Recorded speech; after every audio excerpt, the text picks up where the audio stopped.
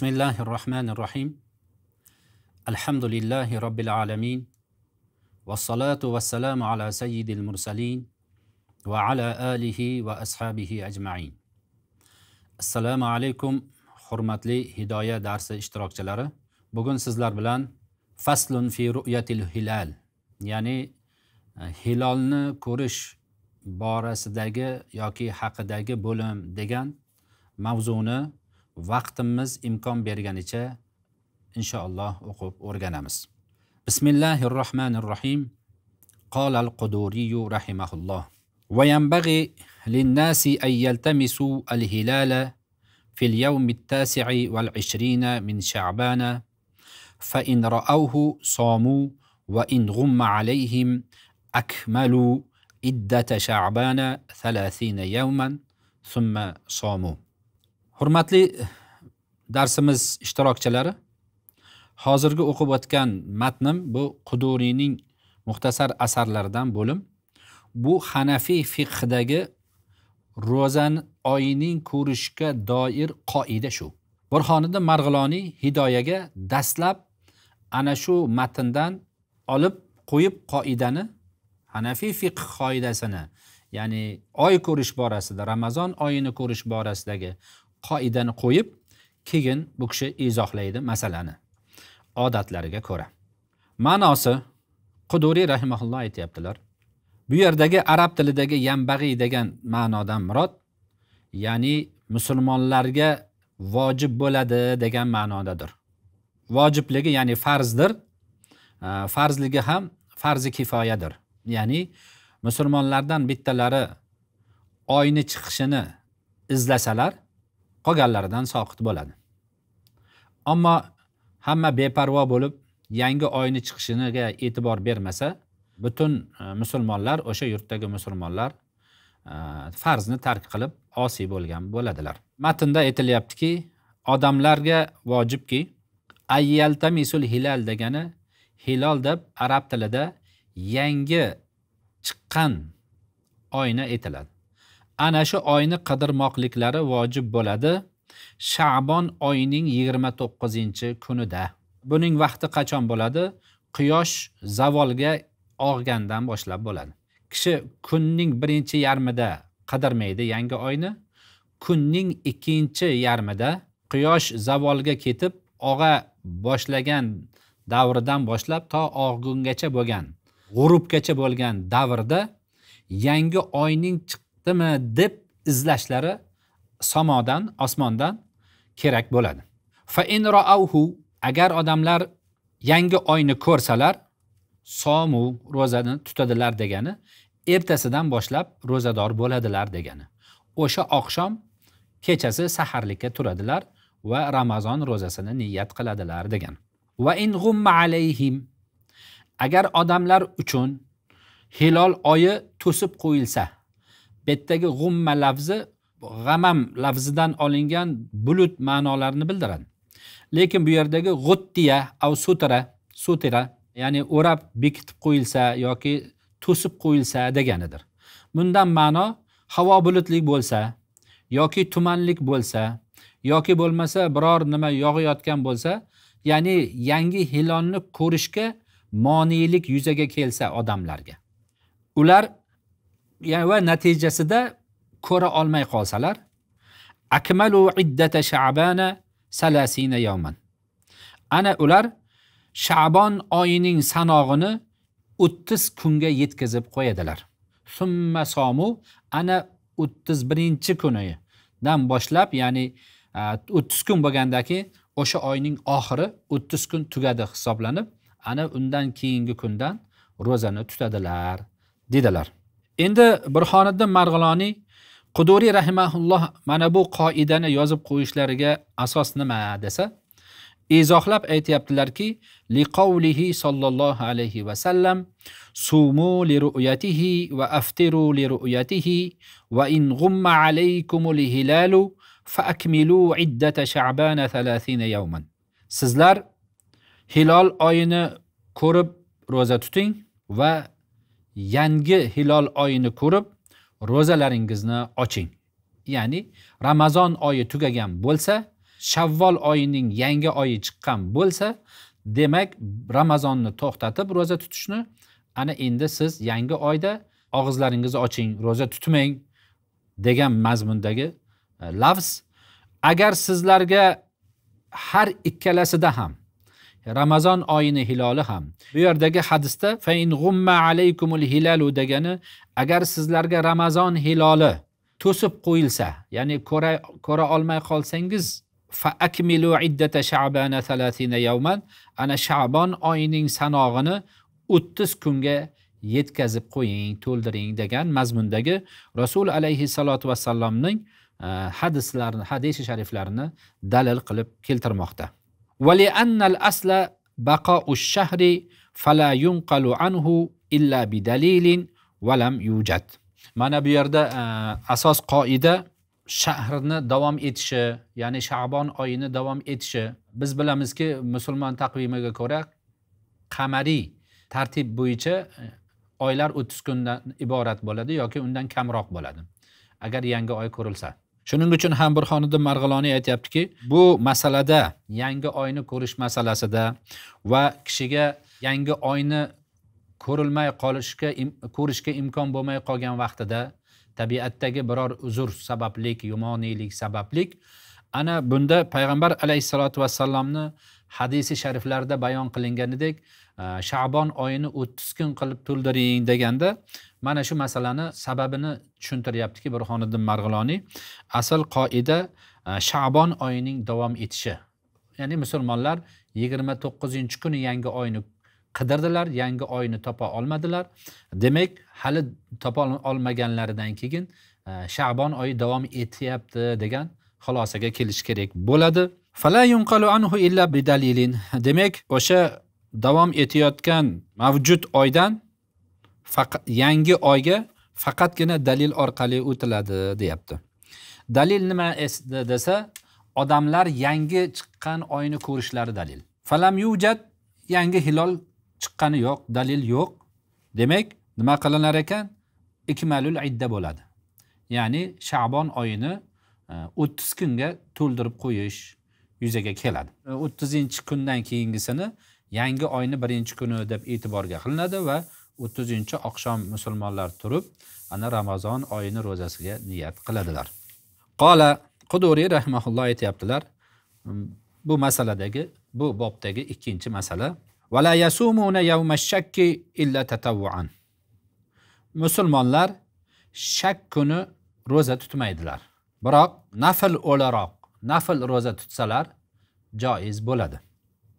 Shak deganda biz yangi yuzaga kelgan narsaga bo'lgan ishonchimiz 50 ga 50 bo'lib qolganda buni shak deyiladi. Ertaga Ramazon oyimi yoki Ramazon emasmi degan ikkilanish yuzaga kelishlikni fiqhda shak deb aytiladi. Agar Ramazon emasligi ziyoda bo'lib, Ramazon ekani kamroq bo'lsa, unda vahm deb aytiladi. Liqawlihi sallallohu alayhi va sallam la yusamu al-yawm alladhi yushakku fihi annahu min Ramadana illa tatawwuan. Ana Burxoniddin Marg'iloniy Quduriyning navbatdagi qoidalarga izohlab, dalillab aytayaptilarki, demak musulmonlar shak kuni roza tutmas ekan, faqat nafl o'laroq tutsa joiz bo'lar ekan.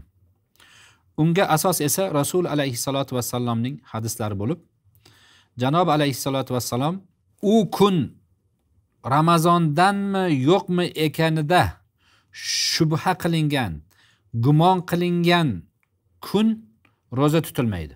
Faqatgina nafl bo'lsa tutiladi degan mazmundagi hadisni Burxoniddin Marg'iloniy dalil qildilar. Va hadhihi al-mas'ala ala wujuhin. Va hadhihi al-mas'aladan murod mas'alatu sawmi yawmi shak. Shak kunida roza tutish masalasida bir necha turi bor.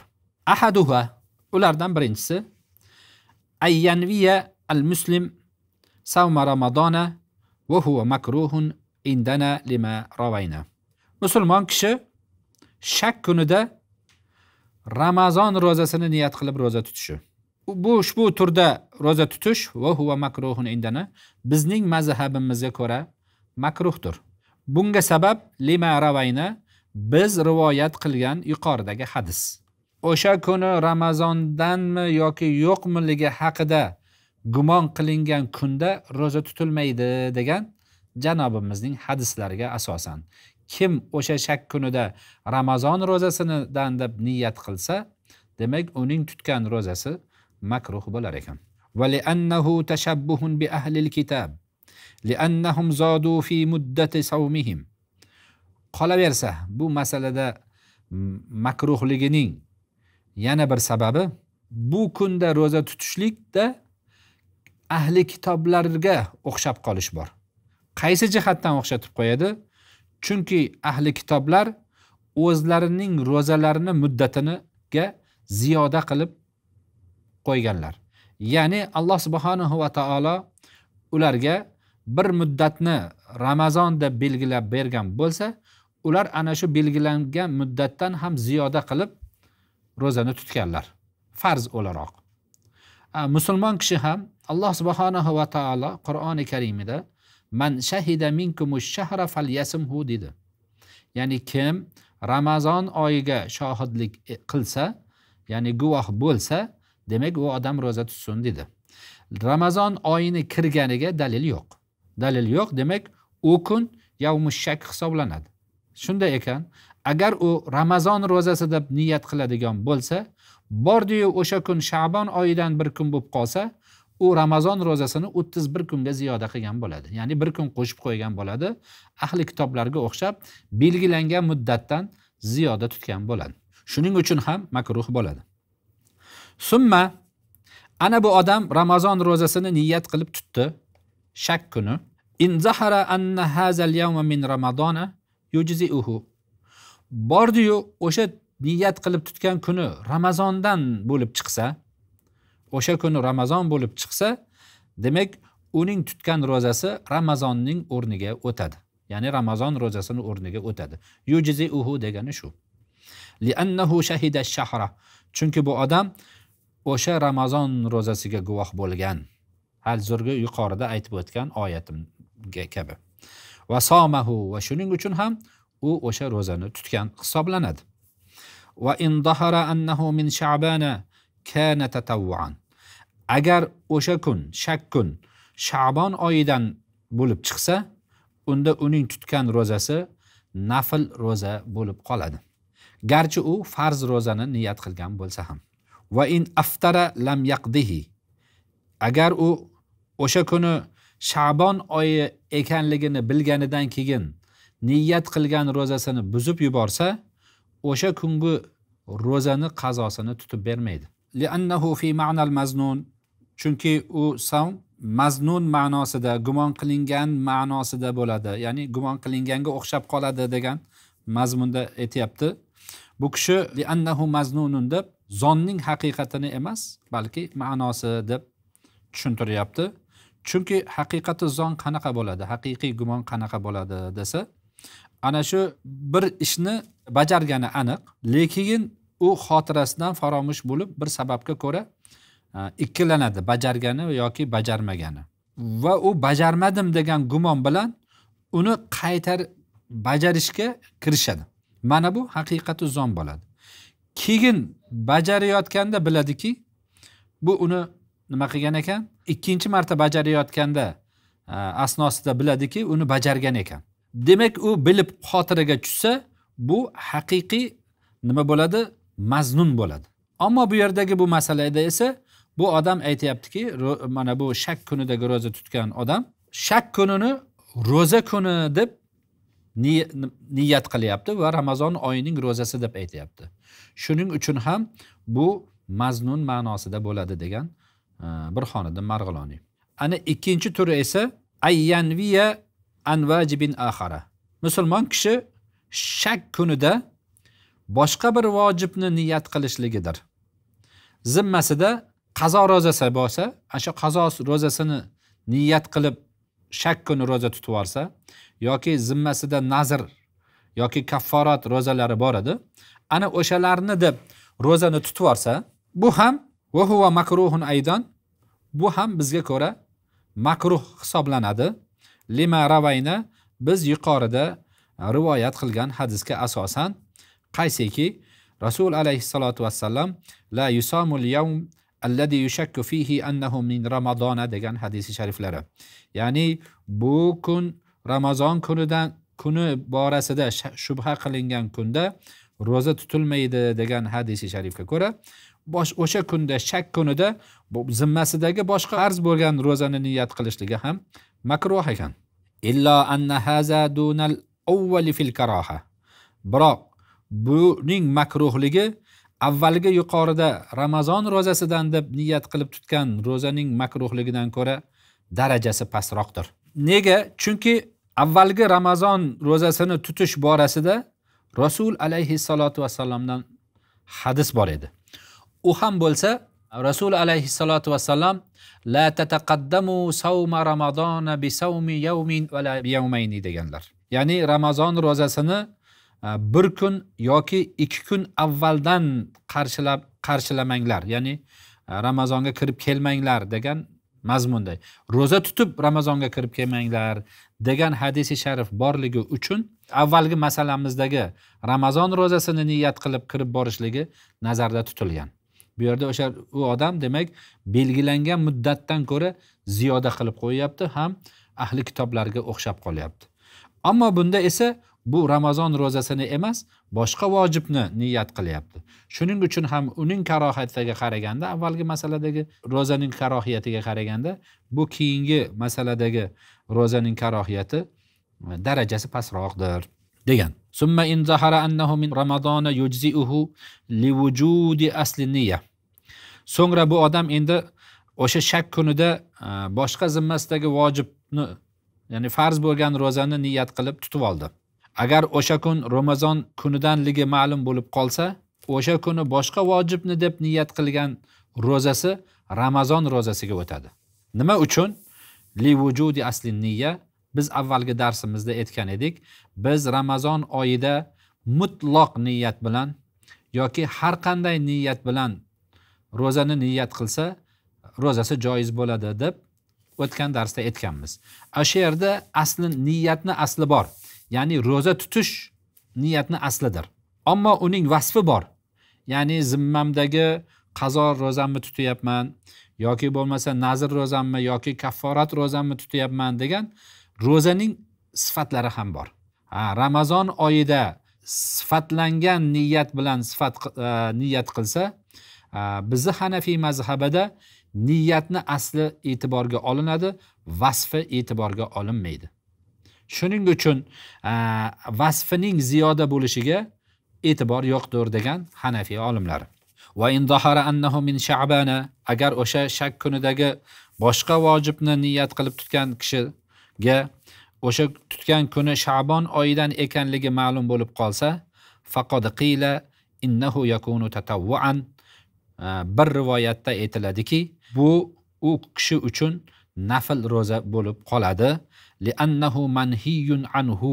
Chunki u kunda shak kunida roza tutish qaytarilgan edi shariat islomiyada. Fala yata'adda bihi al-vajibu.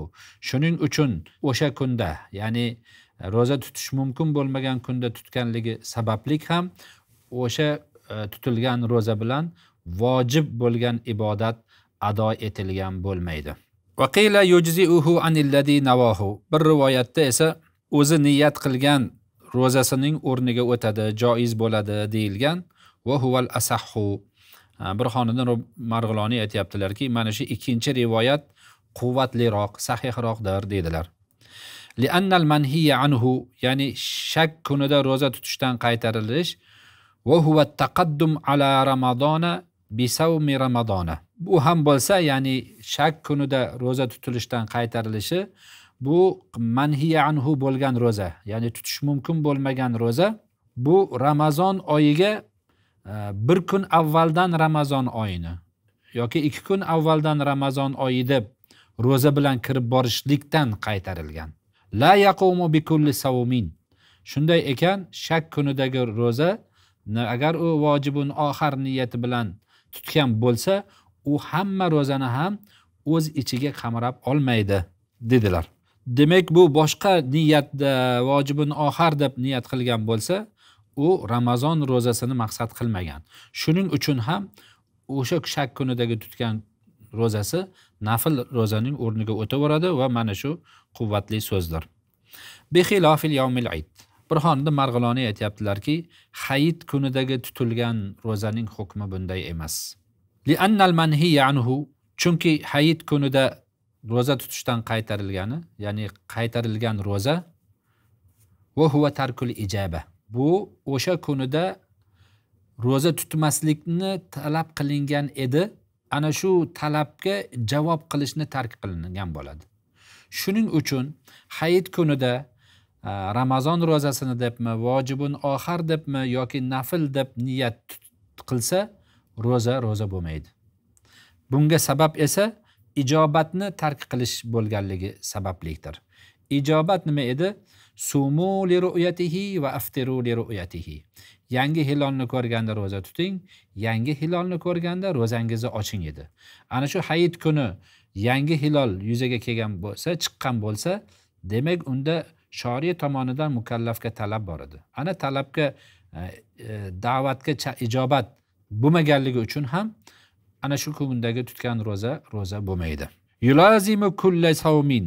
Ana bu kunda hozirga aytganimdek har qanday niyat bilan ro'za tutsa ham ro'zasini bo'lmasligi sabablik o'sha kuni ro'za tutishdan qaytarilganligi uchun u har ro'zani o'z ichiga oladi. Wal karahatu ha huna li suratin nahy. Ammo biz aytgan yawmush shak kunidagi tutilgan ro'zada esa nahiyning o'zi yo'q. Ya'ni u kunda ro'za tutishlikning asli haqiqati yo'qdir. Ammo surati bordir. Nahiyning asli esa, qaytarishning asli esa haligi gap edi. La tataqaddamu Ramadona bi sawmi yawmayni degan Janob alayhisolatu vassalamdan vorid bo'lgan hadis bor edi. Ya'ni Ramazonni bir kun avval yoki 2 kun avvaldan Ramazon ro'zasini niyat qilib qarshilab olmang degan hadis bor edi. Bu haqiqatun nahiy deb aytiladi. Ammo bu yerda suratun nahiy bor. Ya'ni qaytariqni surati bor xolos. Aslining o'zi yo'qdir. Shuning uchun shak kunida boshqa vojibni niyat qilib ro'za tutsa, u ro'za joiz bo'ladi. Ayrim fuqaholarga ko'ra u nafl ro'za bo'ladi. Ayrim fuqaholarga ko'ra qaysi ro'zani niyat qilib tutgan bo'lsa, o'sha ro'za, ya'ni Ramazon ro'zasidan boshqa har qanday ro'za bo'laveradi deb Burxonda Marg'iloniy aytayaptilar.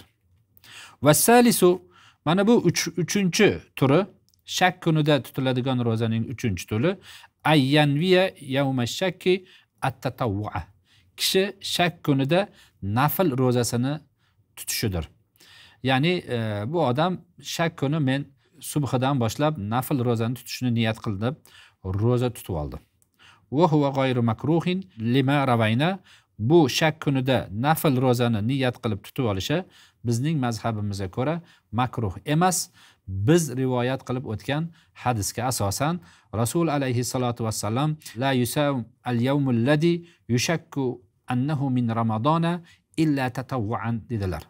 Yuqorida aytib o'tdik. Ya'ni Ramazon kunidan deb shubha qilingan kunda ro'za tutilmaydi.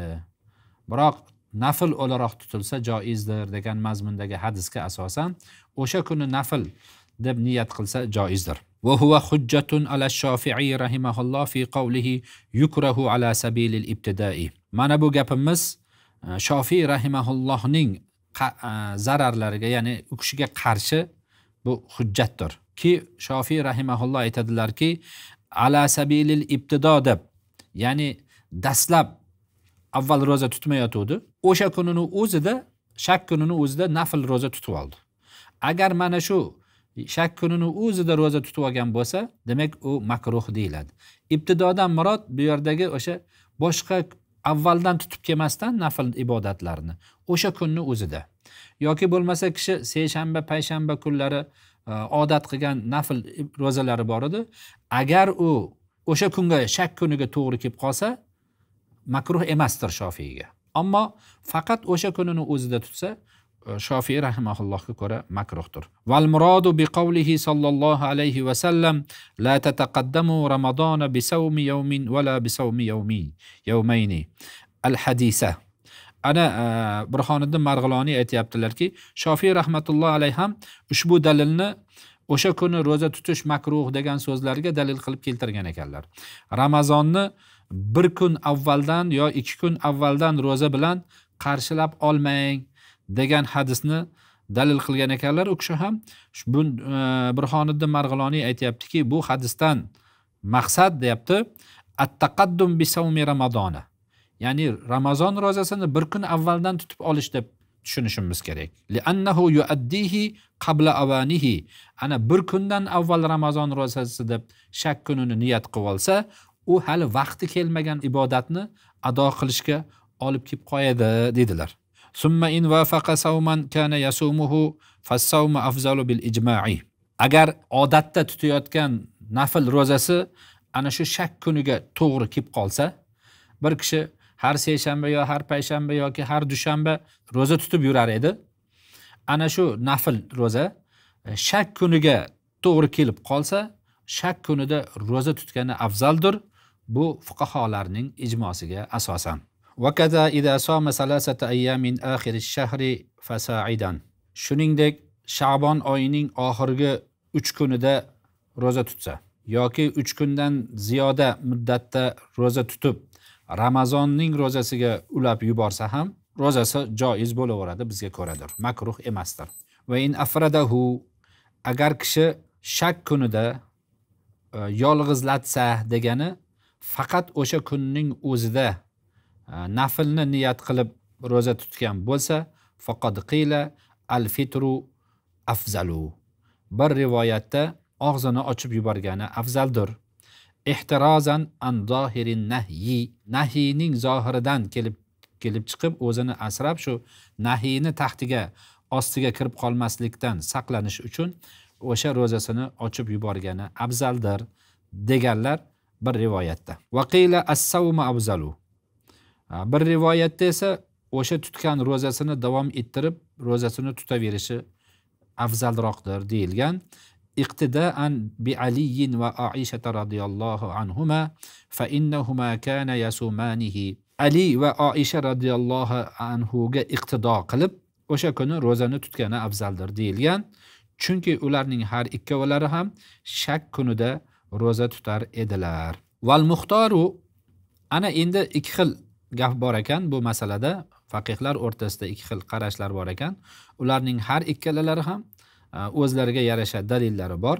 Ammo ixtiyor qilingan so'z, qavl shuki ayyasumal mufti bi nafsihi. Mufti odam o'sha musulmonlarning yurtida dinlarga oid masalalarida fatvo berishga mas'ul bo'lgan shaxs o'zi roza tutish kerak. Axzan bil ehtiyot, ehtiyotni ushlagan holatida. Va yuftiyal amma bit talavvumi ila vaqti zavali. Ommaga esa zavol vaqtigacha yeyish, ichish va jinsiy munosabatlardan o'zlarini tiyib intizor bo'lib turishga fatvo berishi kerak. Betdagi talavvumdan murod bu quruq intizor emas, yemay, ichmay va shahvoniy masalalardan o'zini tiyib turib kutib turishni talavvum deydi. Summa bil iftari, agar o'sha kuni hilol ko'rinmasa, ana og'izlarini ochib yeyish ichishga fatvo berishligi kerak bo'ladi. Nafyan lit-tuhmati, tuhmatni, ya'ni mufti shak kunida roza tuttirdi degan ehtimoliy tuhmatni ketkazish uchun yoki bo'lmasa Nabiy alayhissalatu vassallamning hadislariga qarshi chiqdi degan tuhmatni ketkazish uchun nima qiladi? Ommaga yeyish ichishga fatvo berishi kerak bo'ladi. Va robi'u, ana ushbu shak kunida tutiladigan rozaning 4-turi ay yuzajji'a fi asli niyati. Kishi shak kunida niyatning aslida, asl niyatda taraddud qilishidir. Ya'ni yushajji'a degani yataraddada degani. Ya'ni tayin qilmasdan, unday bo'lsa bunday, tayin qilmasdan har ikki tarafga ham belgilab qo'yishligidir. Masalan, bi an yanviya an yasuma gadan in kana min Ramazona. Qana qilib taraddud qiladi niyatni? Ertaga roza bo'lsa, men Ramazon rozasini tutishga niyat qildim. Wala yasumahu in kana min Sha'bana, agar Sha'bon oyidan bo'lsa roza tutmaslikni deb niyat qilib, mana shunday taraddudli qilib niyat qilib qo'ysa, va fi hadal vajhi la yasiru soiman, mana bu 4-turdagi niyatda kishi rozador bo'lmaydi. Li'annahu lam ya'taq azimatahu, chunki bu kishi niyat qilayotganda maqsadini aniq kesib qo'ygani yo'q. Fasara kama ida nawa annahu in vajada ghidaan yuftiru va illam yajid yasumu. Shunda bu odamning hukmi xuddi bir kishi ertaga menga ozuqa bo'lsa, ozuqa topsam og'zimni ochaman, agar ozuqa topa olmasam roza tutaman deb niyat qilgan kishining kabi bo'lib qoladi. Shuning uchun ham ushbu 4-turdagi rozalar roza bo'lmay qoladi dedilar. Val hamisu 5-turi an yuzajji'a fi vasfin niyati. Ana niyatning vasfida ikkilanib qo'yishi, taraddud qilishidir. Avvalgisida rozaning aslida niyatida taraddud qildi, ikkinchisida vasfida. Birinchisida aytdiki, ertaga Ramazon bo'lsa roza tutaman, rozaman, agar Ramazon bo'lmasa men og'zim ochiq deb niyat qildi. Bu asl niyat deb hisoblanadi. 5-turda esa vasfida niyat qildi. Qanaqa? Bi ayyan viya in kana gadan min ramadona yasumuhu anhu. Bu odam aytayaptiki, 5-turida agar ertaga Ramazon bo'lsa, men o'sha Ramazon kunini rozasini tutaman. Va in kana min sha'bana fa an vajibin akhar. Agar ertaga Sha'bon oyining kuni bo'lsa, men zimmamdagi boshqa rozani, hali yuqorida aytganimda yo kafforat, yo nadr, yo qazo rozani niyat qilib roza tutdim deb niyat qilsa, va hada makruhun. Rozasi roza bo'ladi, lekin makruh roza bo'ladi.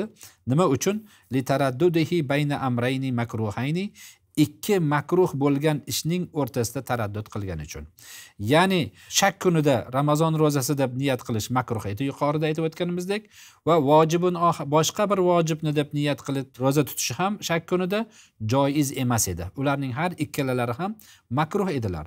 Har ikkala makruh bo'lgan amalga o'rtasida niyat qilganligi uchun bu ish ham nima? Makruh amal hisoblanadi. Summa in zahara annahu min ramadona, agar mana shu odam shu tarzda niyat qilganidan keyin ertasi kun Ramazon oyi bo'lib chiqsa, ma'lum bo'lsa, ajzahu, unga nima? Ramazon rozasi joiz bo'ladi.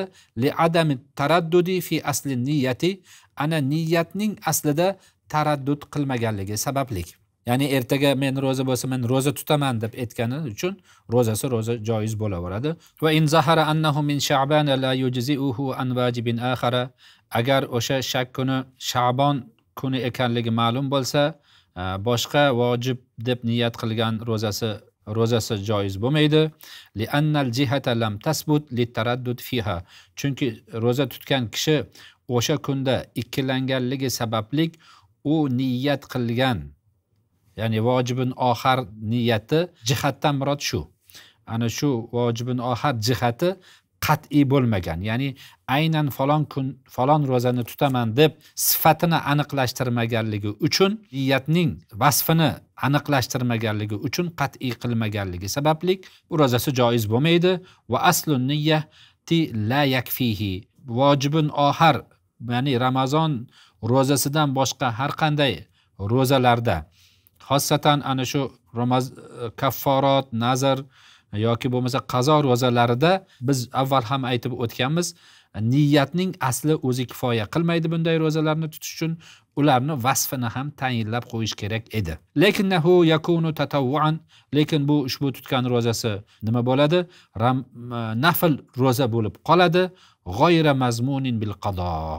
Biroq qazosini tutib berish kerak bo'lgan, kafolatlangan, zomin bo'ladigan roza bo'lib qolmaydi. Nima uchun? Ya'ni bordi-yu o'sha kuni og'zini ochib yorsa, o'rniga qazosini tutib berish kerak bo'lmay qoladi deganidir. Li shuru'ihi fihi musqitan, chunki o'sha kundagi rozani zimmasida bordi-yu Ramazon rozasi bo'lsa yoki bo'lmasa vojibin oxir rozasi bo'lsa, shu soqit bo'lsin degan maqsadda o'sha savmni musqit o'laroq, ya'ni zimmadagi qarzdorlikni soqit qilish maqsadida nima qildi? Ro'zani niyat qildi. Li shuru'ihi fihi degani shak kunida ro'za tutishga kirishdi musqit o'laroq. Ya'ni ikki vojibdan biri zimmasidagi farz ro'za yoki boshqa farz qazo bo'lsin, kafforat bo'lsin, nazr bo'lsin, shulardan bittasi soqit bo'lsin degan soqit qiluvchi ro'zaga kirganligi sababli deyaptilar. Ya'ni bu mulzim emas. Ya'ni zimmaga tutib berishni majbur qiluvchi, shart qilib qo'yuvchi ro'za emas bu. Soqit qiluvchi bo'lganligi uchun. Va inda va an ramadona in kana gadan min ramadona va an tatawwu'i in kana min sha'bana yukrahu. Ana garchi bu masalani 5 ta deyishgan bo'lsa ham, lekin mana bu o'qiyotganimiz bu hazihil mas'ala ala wujuhin deyapti. Ushbu masala bir necha turlarda ko'rinishi bor degandan mana 6-turini ham aytib o'tyaptilar Burxoniddin Marg'iloniy. Agar kishi shak kunida ertaga Ramazon oyida bo'lsa, men Ramazon ro'zasini tutishni niyat qildim desa, agar Sha'bon oyidan bo'lsa, naflni niyat qildim deb niyat qilsa, ushbu ro'za ham makruh bo'ladi. Li'annahu navin lil fard min wajhin. Chunki bu odam bir jihatdan farz ibodatni niyat qilgan hisoblanadi deganlar. Summa in zahara annahu min ramadona. So'ng mana shunday niyat bilan ro'za tutgan kishiga ertasi kun Ramazon kuni ekanligi, ya'ni shak kuni Ramazon ekanligi ma'lum bo'lsa, ajza'ahu anhu lima marra, ana o'sha kishiga tutgan ro'zasi Ramazon ro'zasiga o'tadi. Lima marra degani avval aytib o'tganimizdek, ya'ni li adami taraddud fi asli niyya deydi. Niyatni aslida taraddud qilmaganligi uchun, ya'ni ro'zaning o'zini aslida taraddud qilmaganligi uchun buni Ramazon ro'zasini hisobiga o'tadi. Va in zahara annahu min sha'bana, agar o'sha shak kuni Sha'bon oyidan ekanligi ma'lum bo'lib qolsa, jaza an naflihi, ana nafl deb niyat qilgan edi, naflni o'rniga ham o'tadi. Li'annahu yata'adda bi asli niyya, chunki u naflni ham niyatni asli bilan ado qilsa bo'ladi yoki ado qiladi. Walau afsadahu, bordi-yu o'sha shak kunida niyat qilgan ro'zasini buzib yuborsa, kishi yajib alla yaqdiyahu. Burxoniddin Marg'iloniy aytayaptilarki, o'sha kundagi ro'zani qazo qilmasligi lozim bo'ladi. Ya'ni qazo qilmaydi degan mazmundadir. Liduhulil isqati fi azimatihi min wajhin. Chunki uning niyatida, azimatida, maqsadida bir jihatdan soqitlik mavjud bo'lganligi uchun. Liduhulil isqot degani isqot kirib qolganligi uchun degandan murod, yuqorida aytdik, zimmaga farz bo'lgan ibodatni soqit qilish holati mavjud bo'lgani uchun u ikkita niyat qildi, bittasida musqitlik bor. Shuning uchun ham bunda qazo qilmasligi kerak deyaptilar Burxoniddin Marg'iloniy. Hurmatli darsimiz ishtirokchilari, darsimizni mana shu yerda to'xtatib turamiz. Inshaalloh kelgusi darsda yangi masaladan darsimizni davom ettiramiz. Hozircha xayrlashib qolamiz. Salomat bo'linglar. Assalomu alaykum va rahmatullohi taala va barakatuhu.